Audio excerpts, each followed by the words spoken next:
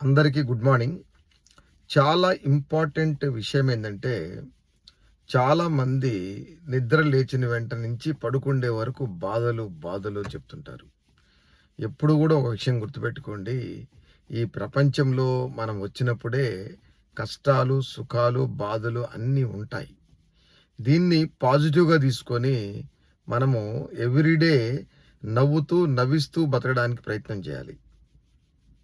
అయితే మనం చేసేటటువంటి ఏ పని అయినా చాలా పాజిటివ్‌గా అవుతుంది అనుకుని స్టార్ట్ చేయండి.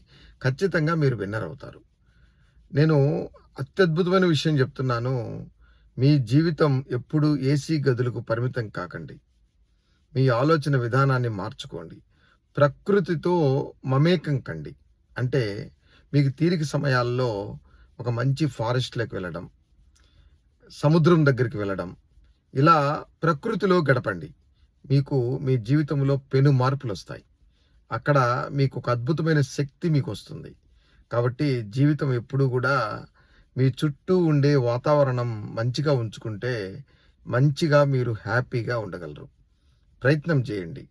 హ్యాపీగా ఉండడానికి మీరు ప్రయత్నం చేయండి. ఎప్పుడైతే మనం అలాంటి వాతావరణం కోరుకుంటామో, మీ లైఫ్ స్టైల్ కూడా మారిపోతుంది. ఓకే. హ్యాపీగా ఉండండి.